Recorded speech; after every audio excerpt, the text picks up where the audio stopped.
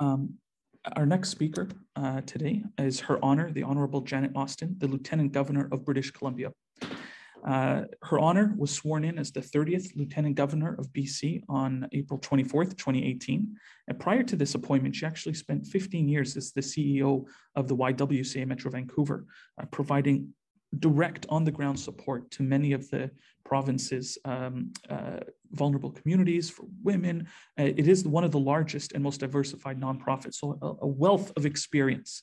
As Lieutenant Governor, she's actually identified 3 key themes for her mandate: the promotion of diversity and inclusion, democracy and civil engagement, which my colleague Tark and I had a fantastic conversation about with her, and reconciliation. So Your Honor, thank you so much for being here. We are very excited to hear what you have to say. Thank you, Yusuf. I'm speaking to you today from the traditional territory of the Lekwungen peoples, the Songhees and Esquimalt, whom I thank for the privilege of living and working on these lands. Assalamu alaikum, peace be upon you, dear friends, for indeed, this community is very dear to me. I am deeply honored to be asked to join you today for this National Day of Action Against Islamophobia. And I believe that taking this time together is an important opportunity, not only to commemorate the appalling tragedy of the Quebec mosque shootings and to honor the memory of the 6 men who were killed for no reason other than being Muslim, to mourn their loss together as Canadians. But for me, it's also a day to reflect on my personal responsibility to be a visible and a vocal champion in opposing Islamophobia and indeed all forms of racism, hate, violence, and religious discrimination. Here in Canada, we have seen the brutal face of Islamophobia. It is not new, but tragically, we are seeing increasing evidence of racist and discriminatory attitudes, beliefs, and behaviors, and of hate groups that are simply unacceptable in our country. Indeed, our friends at Stats Canada tell us that police-reported hate crimes increased by 37% in 2020.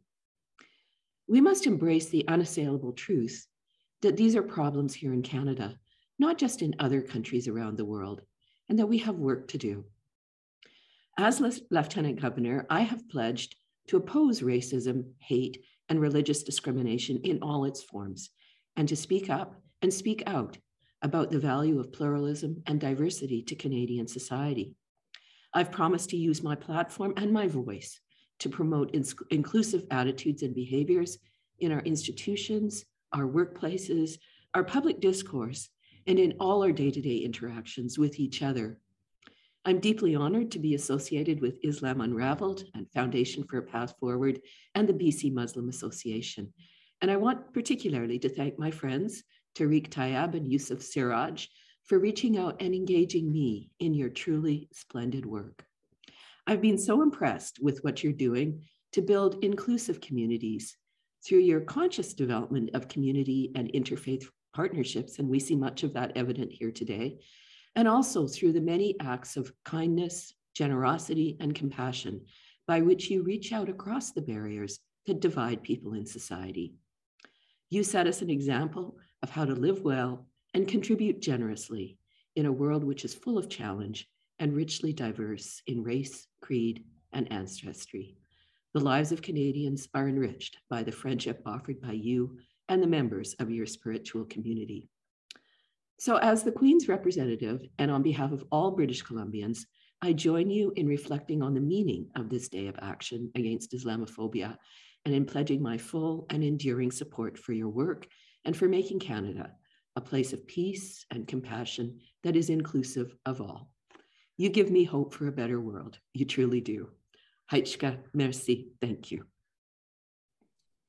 Thank you so much, Your Honor. While listening to you, the words embodiment of the best of our values came to mind. And again, to see such solidarity, support, understanding, and competency with our cultures, shukran jazilan, as we say in Arabic. And we do look forward to continuing our work together in allyship to make, as you said, Canada and BC more inclusive, more beautiful, as it should be. Thank you again for your voice today. Thank you.